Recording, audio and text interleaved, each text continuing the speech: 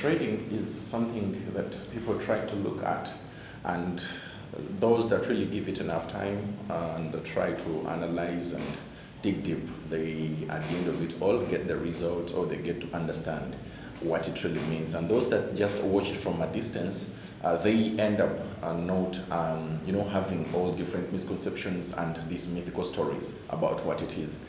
And that's how we really hoped that we should come up with such a show whereby we will be bringing you different people with different experiences, as far as financial tradings or trading in finances is concerned. And as TBS Tamam Brokerage Services, one broker that is so much into this whole thing of trading, and your favorite broker, you can always try them out for your low spreads, and the leverage is really comfortable, and then to your request and wish, and the customer care and all the deposits and withdrawals are always instant. So they are the ones that really had to put in, they had to step in and really look out for someone, look at someone who's really in need of the knowledge and the stories. So they had to really come up with this so that we can always bring you different people with different experiences as far as trading is concerned.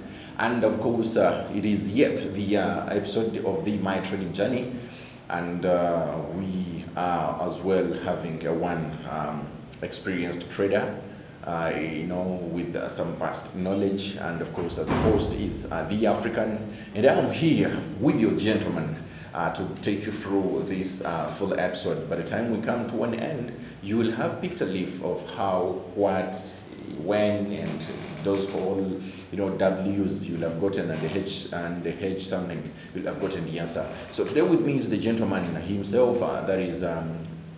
With me, I'm already familiar with the guy. You out there might not be, but he is one Sheezy FX. And gentlemen, you can say hi to a viewer, and then we see how we get it on. Hello everyone. As he said, my name is Sheezy FX, and thank you. Okay, so as I've told you, he's a man well versed with trading. Trading is a vast thing. It's a very, very wide thing. You can either choose to trade in forex, you can either choose to trade in stocks, futures, bonds, and all that. But then once you get to specify on what you really want, and I'm pretty sure the journey gets a little bit uncomfortable, because you already know why you're choosing something and then how you're going to really go about it. So, Sheezy, what's your little bit background before you came to know about trading? Before you start this whole thing of your day one being introduced to trading or getting to know about it, what was your background like? Well, before actually I got involved into trading so much, I used not to be more of a person who could do so much. By then, I think I was probably in high school, and as a child who is probably so interested into things to do with a computer, running here and there, trying to get to know about some things, trying to get maybe a way of making some money. Of course, in Uganda, we have one thing. You either go and play blocks or go and work in construction sites. There's a term we used to have for it, common, nescubota. But for me, as a person, when growing up, I was this stubborn person, And I think that is a very, very common. I think that is a very, very common term to most youths out there who know how to hustle and who know how to make money for themselves. These are not planned kids, so they know they can easily relate. Okay. So as a child growing up, of course, I had a problem. I fell off the mambo train, broke my arm. So I was not so good with the whole, side things, and I could find it more challenging. So it wasn't my thing. I just decided to, let go of it, and I wanted to, find another something passive more way, comfortable, something like that to help me make some money without, inflicting more pain to my, already infected body and all that. So I didn't want to harm myself, and of course I used to be more of this person, I don't know if someone could say lazy. So I just wanted to just do something that could bring me money at the end of the day, something that could generate for me something. And of course now we had this common thing back in the days of watching, you go watching videos on sites and you get paid. And then there was some other, like options trading, the whole options trading thing. But I don't know, it wasn't really my thing. Of course, when you're getting into options, you're more of, acting like you're gambling. Of course, options is more of like trying to gamble. Okay. And unlike in the forex markets, whereby you have to plan, you have to look at things the way they're supposed to be looked at. Then you get to executing and all that. But then trying to get to understand all this was quite challenging. It was quite something so difficult, get to come up with. But at the end of the day, yeah, here I am today. Okay, so talking about the background before we really go further, people have a mentality of relating everything almost to education and all that. To an extent that people think for you to step in and start trading, whatever you are to trade or choose, you must have a very much acquainted background of or a certain level of education. Do you really think it should be, it is the right thing, or it is a right perception? Is forex so much related with a certain education level that if you've not attained it, you can never go in and succeed? Well, first things first. I'm a mentor as well. I do teach forex. But basing on what I've learned is that back in the days, we had mentors around who would say that I'm a trader, I don't need education, I don't need this, I probably dropped out of school. Okay, fine. Me as Sheezy, yes, I did software engineering at uni, but I didn't complete. Of course, I dropped out of uni at some point. But the reason why I dropped out was because I felt like I'd made enough for myself, of course. I felt like with what I had, I can easily sustain myself. By the time I dropped out of uni, I think I'd made more than something that can sustain anyone. And I actually even purchased like a house. But then all that, I didn't consider that ABCD would happen. Maybe that would be a story for some other time. So here's the thing. As far as trading is concerned, like, of course you need education. That's one fact. I've tried teaching people who are, who never went to school, and like, it's quite so difficult. It's so hard. Trading needs some bit, not so much mathematics, but you need to understand, you need to be so well acquainted with some approaches, of course. And remember, the financial market, it's not all about trading support and resistance. It's not, you could actually, even trying to explain to someone how to trade a basic concept, which is support and resistance, which is something most traders actually use. Yes, we could have other strategies all over, but then in order to understand the wealth flow of the financial market, you need to have some particular level of education. Actually, it gets so easy for business students. Yeah, it becomes so easy for business students because, like, it's just like whatever you're trying to explain, they already have at least a hinge on it. Yeah, unlike when you're trying to teach some other person, it becomes a bit difficult. But if you meet someone who is into business, like, it becomes actually so easy for them to trade the financial markets because they are looking at the globe, they're looking at how things work around the world, and at the end of the day, it's actually so easy for you to even give them an explanatory term or an explanatory view of something, and they can easily grab it. Okay. So you who's really watching this, or who's got a chance to come across this video, he's trying to, if I've really understood him right, he's trying to tell you or to show you that forex is not so much complicated, but as well to step in it and try to learn how it's done. You should not start from zero. At least you should have attained a certain level, at least, of education. It could not be, because you don't need to build from zero. You can't build from scratch, because this is something that is well related with knowledge. You don't just start trading just because you've seen H, A, B, and C trading. You'll have to attain the knowledge, and this knowledge has to actually at least really build from a certain any other kind of level of education. I think you really get to know that. There's a tendency of these people who, just because they've seen people posting results on TikTok, results on Instagram and everywhere, they think Forex is a get quick, scheme. They just know. You wake up from a blink, in a blink of an eye, you just wake up from nowhere. You start, you deposit your money, your small money, and then make millions of money. Yet, so it's a kind of a longer process. That's for the only focused ones. It is, I think I could say, it is for the chosen few. So if you're out there, you can just pick a leaf from what he has just said. So now, you are already trying to look out for something that is a little bit comfortable, that is a little bit relieving, not so much tiresome and all that. And I think you are like, you used to always watch YouTubes and all that. So you come across who or what introduces you to Forex? Well, did you just jump onto a certain video and you're like, I think this thing is this and this and that? Oh yeah, there's an American trader who actually I came across, and then there's some Chinese channel that could, suggest a range of, online ways of making money.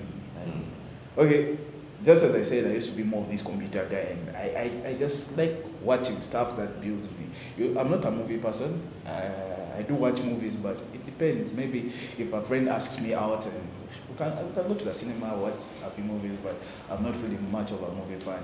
I just like doing research on how things work, and that was always me ever since back then.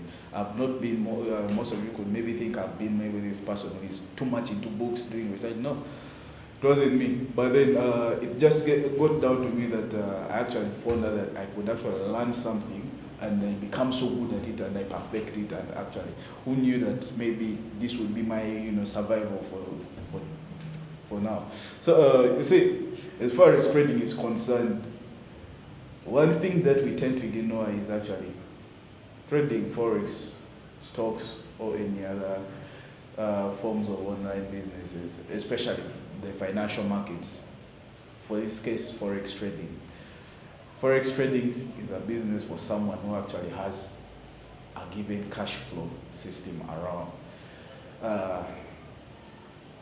What I mean is that you need to probably, have something that generates for you a daily income. Yeah. For instance, for this, are you trying to mean as a starter or already someone who's a professional trader? Because when you say it needs someone who is already having a certain flow, income flow, you get it. It might it may scare away some people because they look at it as really complicated. You see, we always like ignoring the fact, yeah. Me and Sheezy, if my affiliates are not trading, or if my mentorship, my mentorship is not selling, my courses are not selling, it's going to be hard for me to fund an account. Yes. Why I always implement that people should always get other sources of income in order to become good traders. Yes, you could have a good trading strategy. Me as Sheezy, I trust my strategy. 95%, I believe in it. It works. It pays off. But we all know that in order to be a successful trader, you don't need so much percentages. In a month, maybe you need like 5% of your account. Yeah, you need to make at least 5% of your account. But now, I believe many of you watch me trading. I'm more of a flipper. I want to make 500 to 1,000% of my account within a day. And that's where we are now looking for what bigger leverages in order to trade. Yeah. So, if I have, let's say, if I had a sum of about $1 million and I'm trading it, okay, $1 million could be too much. Let's talk of a sum of, for starters, let's talk of $200,000. If I had $200,000, there's no way I'm going to want to make more than 10% of that money in a month. Meaning that is going to imply with what? Proper risk management, all the good trading habits are going to come in within that range. Because why? Maybe the biggest lot size I could use for such a trade would be lot 1, and I could place maybe 1 or 2 positions per day. Yes? At the end of the month, I could maybe make like 5 or 8% of that money. Yes? At the end of the month, I could make that percentage.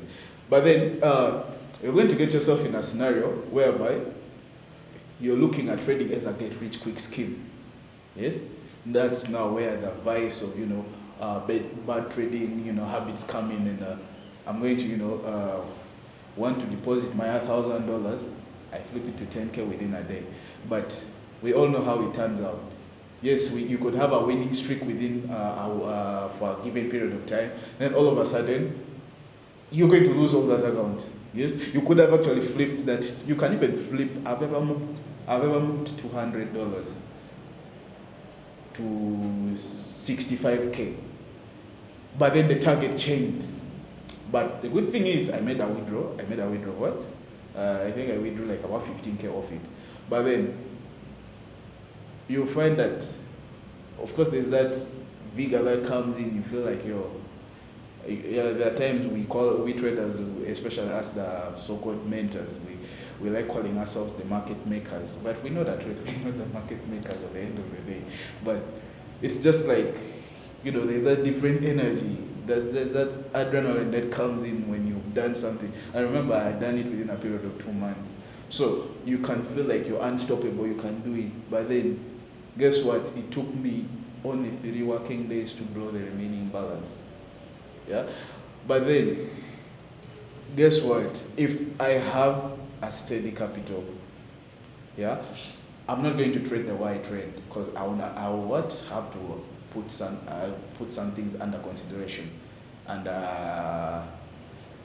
I'll have to look at some aspects of life, and also look at, because if you're having 200K and you're making maybe like, let's say, a minimum of 10% of it per month, that's enough if it's your personal capital, if you're not doing fund management like some of us do for investors. Okay, so that was a little bit hint of that whole thing of whether you should have capital or not, and for starters, how you can really jump into, I think, under a picture shared. Someone must have, or is already having it at the back of their mind, how it really starts, or it should go most of the times. So you are like someone that introduced you to Forex. And so I got interested, and I grabbed a few things here and there, but starting off was really difficult. So I happened to go to a given YouTube of an American trader who inspired me. I think just watching the lifestyle, and of course by then I was just in probably my senior career, and trying to see how this man does everything, and trying to understand how I could get there. It wasn't an easy step. Of course, I blew a couple of accounts. As an upcoming trader, please get ready to blow at least $50,000. Just trying to figure out a strategy. Get ready to blow up at least a given sum of $50,000. I'm already seeing someone arguing out there. They're already profitable. They've never lost that much. And then I'm already seeing someone who's still a student and telling you, man, that can never happen. Get ready to blow. You see, I would, if you maybe don't want to blow up so much, the only way you can actually control your losses is by trying to get mentorship. That is one. It's the easiest way, because you're going to see all the mistakes these mentors are making. It couldn't be me possibly. It could be any other person out there. But look at how things are done. By the way, you don't just rush. Getting mentorship doesn't just necessarily mean you need to look for a trader like Sheezy, or you need to look for a trader like someone who has probably made it out of the financial market. We all have our demons we are fighting deep down. We all have our bad day. Like being a trader is just like today I could take you out and we spend more than 5K. Then tomorrow I'm going to be like, boss, first load me maybe at $10. I don't have groceries in the house. Because the markets happen. And why is all this happening? That's why I get it back to the other one. Always make sure you have a steady cash flow that can provide you with some money. So that in case the market messes you up, you can always get back to the drawing board, and I can just get for my business. Just like I said, for us, the mentors, we have one thing. We do sell our courses. And people have always raised this complaint that if you're profitable, why are you selling courses? Why are you selling signals? Yeah, no, I'm selling courses. Answer that. No, here's the thing. Me and Sheezy, I don't sell signals. Why? But when I was starting up, I sold signals. Yeah, I still do sell my courses even till date. But I'm doing this not because I'm not profitable. I could be selling to you a course at $1,000, knowing that my equity is more than that. But I'm selling my course because that is my other way of survival. In case the market messes me up, so are you trying to paint for us, or paint us a picture that all those people that are selling courses and signals, it's because they are they're trying to create a backup in case of anything, or is there any other more crucial reason? No, actually that is it. We traders, most of us don't believe in having probably physical businesses. We believe in probably like because it's going to be quite difficult. I can't be trading. Someone who has been trading watching this actually knows what I'm talking about.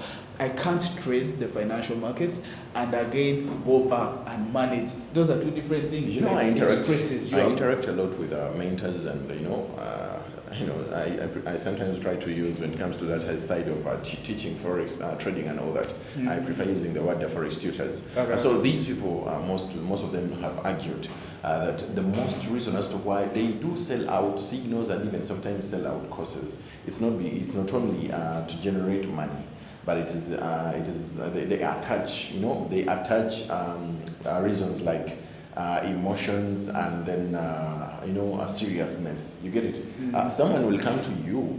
One mentor said the reason as to why they will never stop selling signals or even their courses or their course units or whatever. It is because when a student comes to you, they want a signal. If the signal works out, they may never even come back and tell you how much you're doing and how good you are. But when it doesn't work out, they will always be on your neck. So they say they always want to attach a price to each and every, a failure or success. That is one. Then the other thing is, they're like, if you have a student who has paid their money for a certain course, they will be dedicated and they will be serious about it. So I don't know if you could also be having the same take. Well, I think I'm literally on the same brain board with that person. But here's the thing. We've offered free courses, and we do have free sessions on some days. Yes. But you will just get it like why am I wasting my time? It's not worth it at the end of the day. But when you get someone to pay for a service, even you as the tutor, there's a different way you feel. Generally, I don't, because now my one-on-one could probably be like, let's say it's $500. Yes, so $500. How much do I need to flip to get $500? I need a deposit of only probably even just $50, and I can make my 500 within a day. I need a maximum of 20 to 30 pips to make my $1,000. So at the end of the day, literally, I don't even need to sell my courses. But sometimes the reason why we sell these courses is because you probably want to, just share knowledge and get to, get along with people. And sometimes, like, it's, it gets so boring that just being there, and the more you actually teach, the more you get to actually develop your strategy. Because the more I'm actually trying to share my knowledge with someone, the more you improve yourself as well. Because I have to always go back and sit down at the drawing board and see where have I been going wrong. Okay, and the markets don't stay the same. Things change. Yeah, things change. Right now, the forex market has a daily estimation of about. We think we have about $75 trillion per day. Yeah. That's $75 trillion per day. But someone who is probably not teaching right now doesn't have that information. He doesn't know that it's 75 trillion. Yeah, that flows within the financial markets per day. And sentiments do change. Yes, market sentiments do change day to day. Each and every single day, there is something new happening within the trading space. There's a lot. Back in the days, we used to have the market moving more than gold itself used to move. You go and check between 2020 to 2022, that gap, the markets could move like crazy. Yes, but then these days, gold can even decide to move 20 pips a day. Yeah, like some days the markets are just so boring, like nothing is happening. Yes, no major moves. Back in the days, people were trading probably head and shoulder patterns, and it was working out. They were making money, almost everyone, because the markets would just make a few retracements and just skyrocket. Even someone who doesn't know how to trade could make money out of the financial markets. People didn't need so much mentorship.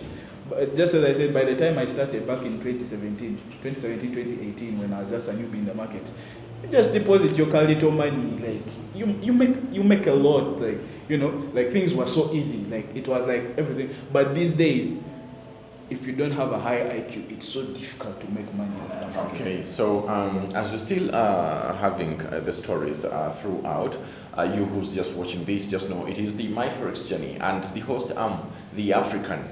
And today I'm having one mentor who's experienced into, or who's experienced when it comes to trading. As I told you, trading is a vast thing. It's a very, very wide thing. You can choose to trade stocks, bonds, and all that. And the sponsor to this show is your one forex broker, that is Tamam Brokerage Services, the one who thought it wise that they should really give you an opportunity for you, a student out there, or someone who's just learning how to trade, to have the experience, to have the stories from these experienced traders who've had it the hard way in the past few years, but then they're here to share with you so that you don't blunder, you don't have the same hurdles that you really have to go through as they did.